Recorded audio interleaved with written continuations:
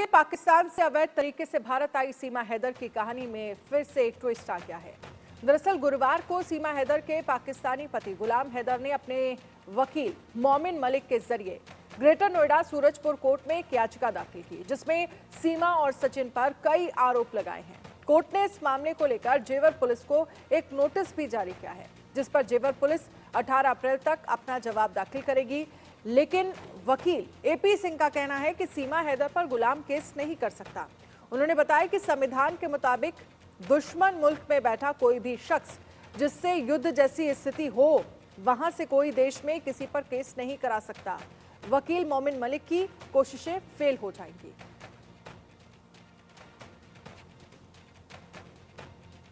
जो आप पूछ रहे हैं कि गुलाम हैदर सीमा सचिन मीना के खिलाफ जेवर कोर्ट में क्या केस कर सकते हैं, इस मामले में हमारी भारत की न्याय पद्धति की धारा 83 सीपीसी की धारा 83 साफ तौर पर कहती है कि किसी विदेशी देश में रहने वाला प्रत्येक व्यक्ति जिसकी सरकार भारत के साथ युद्ध में है और उस देश में केंद्र सरकार द्वारा दिए गए लाइसेंस के बिना व्यापार कर रहा है, मतलब वहां रह रहा है, इस धारा के प्रयोजन के लिए किसी विदेशी देश में रहने वाला विदेशी शत्रु माना जाता है और विदेशी शत्रु माने जाने के कारण वो केस नहीं कर सकता है।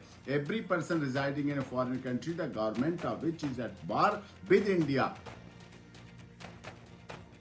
shall for the purpose of this section be deemed to be an alien enemy residing in a foreign country, and for this purpose alien enemies residing in India with the permission of the central government and alien friends may sue in any court otherwise competent to try the suit as if they were citizen of India, but alien enemies residing in India without such permission or residing in a foreign country shall not sue in any such court. Shall not sue in any such court. Bharat की किसी भी माननीय अदालत में case नहीं कर सकता, क्योंकि पाकिस्तान का और भारत का गुलाम हैदर का दुश्मन देश हैं इस आधार पर। और जैसा आप भी पहले बता चुके हैं कि एक और केस डाला था, वो भी ऑनरेबल कोर्ट ने डिसमिस किया है। तो इस आधार पर ये साफ तौर पर है, ये इस तरह से केस नहीं हो सकता, नहीं चल सकता है। और ये हमारी सीपीसी इस मामले में बहुत क्लियर है। ये केवल हरेसमेंट है, ये केवल थ्रेट है, ये केवल धमकी है। जो सीमा सचिन मीना सही ढंग से रह रहे हैं, उनको हर समय पहले भी यही होता रहा है। लगातार उनको उस तरह से उनके जीवन को, उनके बच्चों के लिए खतरा है और उनको थ्रेट लगातार इस तरह से लीगल थ्रेट भी दी जा रही है कि इस तरह से आएंगे, इस तरह से डराया जा रहा है, उन्हें धमकाया जा रहा है, और ये गलत है। आज सबसे बड़ी कामयाबी हमें मिली है।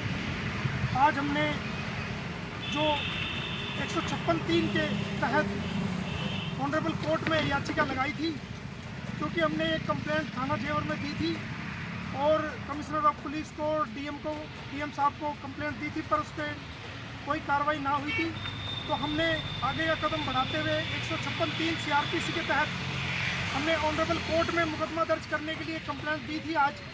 तो जिसको जो कि धारा 153, 195, 96, 97, 99, 201, 205, 209, 406, 420, 467, 68, 471, 494, 95, 96, 120 बी और IT एक्ट की 67 और 11A फॉरेनर्स एक्ट 1946 के तहत हमने एक कंप्लेंट